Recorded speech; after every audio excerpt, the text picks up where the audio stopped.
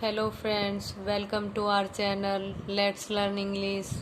I hope you are all fine. आज मैं फिर हाजिर हूँ एक नई और इंटरेस्टिंग स्टोरी के साथ, जिसमें हम काफ़ी सारे न्यू वर्ड्स, उनकी प्रोनंसिएशन और जो ग्रामर पार्ट है उसको डिटेल से करेंगे। तो चलिए शुरू करते हैं आज की अपनी स्टोरी, जिसका टाइटल है a thief learns a lesson.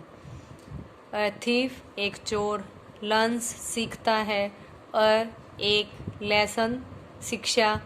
तो एक चोर एक शिक्षा सीखता है या एक लेसन सीखता है। There lived a rich merchant named Raman. वहाँ एक रिच होता है धनी, मर्चेंट व्यापारी, और उसका क्या नाम था? रमन। तो वहाँ पर एक धनी व्यापारी रहता था जिसका नाम था रमन। वन नाइट एक रात, अ थीफ एक चोर। ये एंटर की सेकंड फॉर्म है। जैसे पता है आपको कि स्टोरी सिंपल पास्ट टेंस में चलती है और हम काफ़ी सारी उसमें वर्ब की सेकंड फॉर्म पढ़ते हैं। तो ये एंटर की सेकंड फॉर्म है एंटर्ड। तो एक रात अ थीफ एंटर्ड, थीफ ने चोर ने एंटर किया, प्रवेश किया। हिज हाउस उसके घर में, थ्रू अ विंडो एक विंडो के जरिए या एक विंडो के थ्रू उसने उसके घर में प्रवेश किया। ही सर्च्ड, ये सर्च की सेकंड फॉर्म है, उसने ढूंढा। एवरीवेयर हर जगह, बट ये फाइंड की सेकंड फॉर्म है फाउंड। नथिंग वैल्यूएबल होता है कीमती। उसने हर जगह ढूंढा लेकिन कुछ भी कीमती उसको नहीं मिला। द थीफ थिंक की सेकंड फॉर्म है थॉट, सोचा, चोर ने सोचा। The cash must be hidden somewhere. तो कैश क्या हो सकता है? हिडन होता है छिपाया हुआ, समवेयर कहीं। तो ये कैश कहीं छिपाया हुआ हो सकता है। ही एंटर्ड उसने एंटर किया।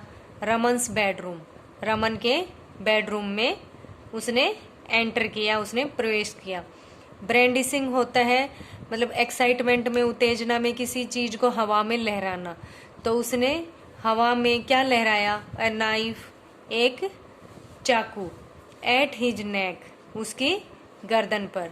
ही सैड, ये कोमा है और ये इन्वर्टेड कोमा है। जब हम कुछ बोलते हैं तो उसको हम हमारी स्पीच को हम इन्वर्टेड कोमाज में लिखते हैं, और ये जब खत्म हो जाता है तो यहाँ इन्वर्टेड कोमा ये क्लोज हो जाता है। तो ही सैड उसने कहा, क्या कहा? Where have you kept all your money. तो तुमने अपना सारा धन कहाँ छिपा रखा है? उसने पूछा उससे। सोक्ड बाय द अटैक, मतलब जो उस पर अटैक हुआ था उससे सोक्ड हुआ, उस अटैक से के द्वारा सोक्ड हुआ। रमन रिप्लाइड, रमन ने रिप्लाई दिया, उत्तर दिया। क्या उत्तर दिया? आई हैव नो मनी, मेरे पास कोई धन नहीं है। The thief warned, the thief वॉन, तो थीप ने उसको चेतावनी दी। टेल मी और आई विल किल यू, क्या चेतावनी दी? या तो मुझे बता दो, क्या बता दो? कि धन कहाँ छिपा रखा है, नहीं तो वो क्या करेगा? आई विल किल यू, मैं तुम्हें मार दूंगा। हियरिंग द कमर्शन, कमर्शन होता है हंगामा। तो हंगामे को सुनकर रमन्स वाइफ कमला, तो जो रमन की पत्नी थी, कौन? कमला। वेक की सेकंड फॉर्म है वोकअप, उठी। एंड इमीडिएटली होता है तुरंत। अंडरस्टूड द सिचुएशन, सिचुएशन होता है हालत। तो रमन की वाइफ कमला उठी और वो तुरंत क्या समझ गई? जो हालात उस टाइम थे उसको समझ गई, उस स्थिति को समझ गई। सी रिक्वेस्ट की सेकंड फॉर्म है रिक्वेस्टेड। सी रिक्वेस्टेड हर हस्बैंड, उसने रिक्वेस्ट की, विनती की अपने हस्बैंड से, अपने पति से। क्या विनती की? Please take him to the room where all the cash is kept. Please कृपा उसको ले चलिए हिम टू द रूम, उस रूम में, वेयर जहाँ, ऑल द कैश, जो सारा कैश है वो रख रखा है। तो प्लीज उसको उस रूम में ले चलिए जहाँ पर सारा कैश छिपा रखा है, सारा कैश रखा हुआ है। Raman understood his wives plan, ये अपोस्ट्रोफी एस है, ये रिलेशन बताने के लिए हम यूज करते हैं। तो हिज वाइफ्स, उसकी वाइफ का क्या, प्लान, योजना। तो रमन समझ गया हिज वाइफ्स प्लान, हिज उसकी अपनी वाइफ का, अपनी वाइफ की योजना, अपनी वाइफ का प्लान समझ गया। And did as she said, और वैसा ही किया जैसा उसने कहा। एज सुन एज का मतलब होता है जैसे ही। द थीफ, ये एंटर की फिर सेकंड फॉर्म है, एंटर्ड द रूम, जैसे ही चोर ने एंटर किया, चोर घुसा किसमें, रूम में।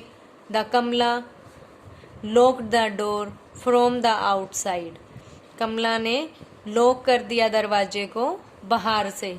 एंड सेड, और कहा। थ्रो द नाइफ आउटसाइड, इस चाकू को बाहर फेंक दो। If you wish to be freed, अगर आप अपने आप को आज़ाद करना चाहते हो, फ्री करना चाहते हो, तो इस चाकू को बाहर फेंक दो।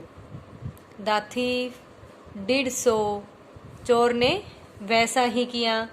टेरिफाइड होता है भयभीत, डरा हुआ।